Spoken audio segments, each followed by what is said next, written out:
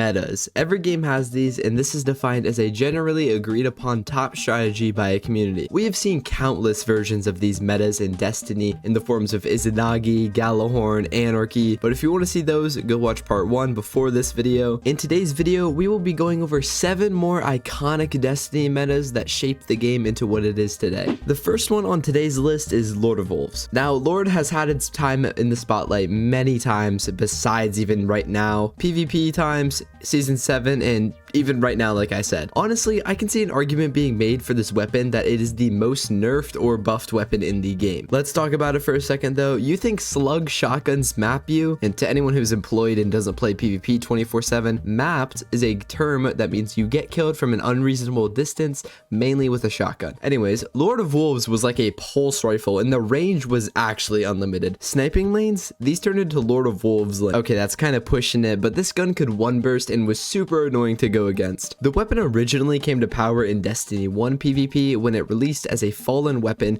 with this, Queenbreaker's Bow, and Drake's Promise. And there was a clear winner for the best of all of these. Also, range. The range was ridiculous during this time. Looking back at these clips, it is just super insane and it was way too much. I could make a whole video on this gun alone, but I will refrain from that. The nerf hit this weapon hard up till like 2-3 months ago. This weapon has had a huge resurgence due to its Release the Wolves perk popping Scorch upon hit firing the weapon, and suddenly Vogue in every PvE raid or dungeon is getting run down by Lord of Wolves. It has received a flat 30% damage nerf, but we are still dominating with it. Also, quick honorable mention is the crafting. I don't feel right including it within these lists because it was a bug and not supposed to be in the game, so I don't personally count it. Also, it was a ton of different weapons, not just one specifically. I know, I see the comments on the last video, I'm sorry, but I can't technically put it on the list. Also, while we're here, thank you guys so much for the support on the part 1 of this video. It truly means the world. If you want to support me farther, please watch till the end of the video and subscribe for more. It's free and I'm trying to hit 5,000 subs before August, so it would really help me out. Also, make sure to join the Discord link below for the best community in Destiny, and back to the video. Next up, we are bringing it back to Destiny 1 with the introduction of swords. This was a crazy and super fun time of the game. Basically, when the Taken King came around, we had to grind this crazy quest that involved choosing a sword. I'm sorry if you chose Arc. Grinding Hadium, I still don't know how to say it. Grinding these flakes on the Dreadnought for hours in planetary materials was grueling. We had to do routes to farm these as quickly as possible, but it was for a huge payoff. The first exotic swords of Destiny: Dark Drinker, Razelighter, and Boltcaster. Boltcaster was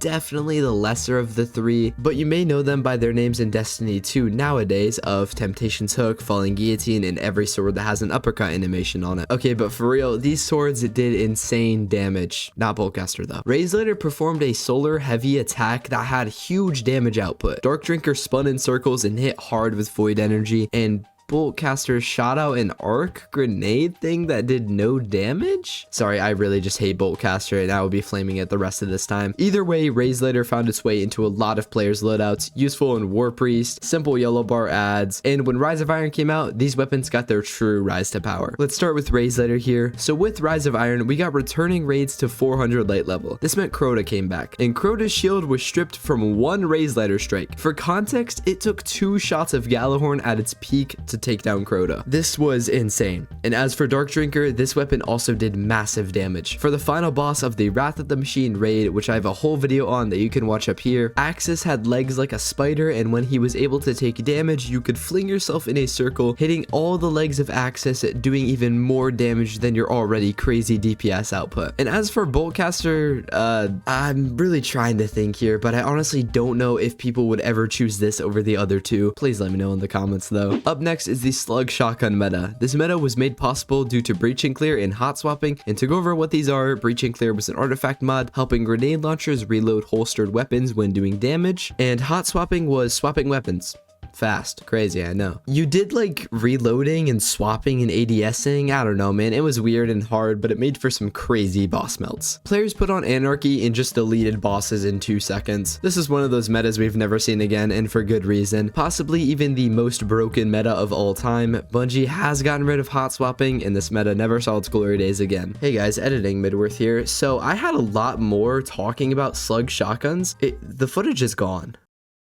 Anyway, up next we have the iconic Thorn and Last Word duo in the Crucible. Once again, back to Destiny 1, but these two hand cannons dominated PvP. In year 1 of Destiny, you acquired exotics very differently. Last Word was a rare drop, but Thorn was from an exotic bounty. Yes, a bounty, not a quest, that involved a lot of grinding, including the amazing 500 points in Crucible using void damage by killing opponents with void damage. Oh yeah, and during this quest, dying would make you lose points. But once you did this overly long quest, you were rewarded with a 140 RPM hand cannon that could 2-tap any class. With its built-in bleed on it ticking for 7 a hit, and Guardians having lower health back then, there was no way to survive this, unless you were a Warlock, in which case you needed the Ram helmet on. This helped boost defense stats, and thus you could live against Thorn at 1 HP, but you'd be alive. The Last Word, on the other hand, was different. This hand cannon shot super fast and could 2-tap to the head based off of its hipfire damage, doing like 111 damage at the time. There was a glitch to this where you could ADS and sometimes it would hit for the hipfire numbers, making it a lot easier to get a 2-tap. These weapons were nerfed upon the Taken King, and even more so when they came back in Destiny 2. Their range and damage were just never the same. Although this was for a good reason, in Trials it was basically Thorn versus Last Word instead of actual gunplay. We still see Thorn and Last Word in Trials nowadays, but it's kinda sad how bad they are now compared to what they were back then. So this kinda goes into my last video when I mentioned Galley, but Whisper. Now I say this goes into my last video because in the Gjallarhorn section I mentioned the Black Hammer Sniper, which if you are a Destiny vet, you will remember it went from Black Hammer to Black Spindle and then made its way into Destiny 2 as Whisper of the Worm. But this weapon came out and much like its Destiny 1 counterpart, it dominated. In Destiny 1 Year 1, we had the sniper called Black Hammer. This legendary, not even exotic sniper would refund 3 bullets after landing 3 precision shots. From thin air, by the way. Bungie sunset this weapon upon the Taken King release, but afterwards players found it in a secret mission and got Black Spindle. Bungie then brought it into Destiny 2 and this weapon is still a powerhouse. The only difference is nowadays, instead of the free bullets from thin air, it takes your ammo from the reserves and still fills the mag. This is in return for the damage though, because it hits so much harder than it ever did in Destiny 1. The catalyst for it makes it do even more damage, and this was crucial for things like release day of Last Wish and carried a lot of damage for a lot of teams. Whisper has cemented itself into Destiny history, and I could see an argument for it to be on the exotic Mount Rushmore of Destiny, but let me know what you think of that in the comments below. Next up is one of my favorites and a sleeper meta, the Icolos shotgun meta. Some of you who started playing recently might not even know what this is. So this came out during a peak public event, yes I said public event, Escalation Protocol, a public event with 7 waves of ads increasing the difficulty as you went up. At the end, if you beat it, you got an Icolos weapon. If you were lucky, you got the shotgun. The shotgun was so broken because of one thing though, Trench Barrel. Yeah, nowadays this perk sucks, but what this did back in the day was apply a 50% damage increase after getting a melee hit, and it lasted the entire clip. Simply reload and do it again. Players paired this with the Melting Point debuff to give a weaken effect, and the damage was absolutely crazy with this. I also didn't mention, the shotgun is a rapid fire frame, meaning it shoots faster than something like we mentioned earlier with the slug shotguns. The only issue was, like I said, if you were lucky to get it. I'm pretty sure it had only a 5% chance to drop. The event was super hard as well. You would load in and out of patrol zones hoping to find a bunch of other guardians who also might be grinding for it. Although this shotgun dominated, and when Forsaken came out, this brought in Midnight Coupe Icolos shotgun as the special, and players paired this with the last mentioned meta of Whisper of the Worm to dominate at any range in any activity. So the last one for this video will be Eager Edge. You can't talk about Destiny metas without talking about movement, and this is the meta of movement. Once Worldline Zero skating got nerfed, Bungie knew they had to do something, introducing the 30th anniversary, which brought us Dares of Eternity. With it, 2 new swords called Half Truth and the Other Half, with a perk called Eager Edge. This perk makes your sword swing farther than it originally would for about 3 to 5 seconds after you swap to it. Players quickly found a way to skate with this, doing a few things. Warlocks could swing, glide, Icarus dash, and hunters could go flying across the map. Yeah, so this is shatter skating, and it's still around to this day. It is pretty hard to learn, but once you get the timing down, it is super easy. This has been a crazy addition to the game, enabling new oobs and new speedrun records to be achieved. Quick shout out to community member Pink AF, who currently has the 2nd place record duo time for Vesper's Host with a light 14 minutes. It is absolutely insane. Congratulations again, Pink. I seriously don't know where we'd be without Eager Edge. Let's be honest. just, we need a movement meta. Titan Skating, World Line, Eager Edge, something needs to be in the game, and I'm glad it's Eager Edge. Super fun, and I don't know anyone who hates on it. So that is all for this video. Thank you guys so much for watching. If you want to support the channel as much as you can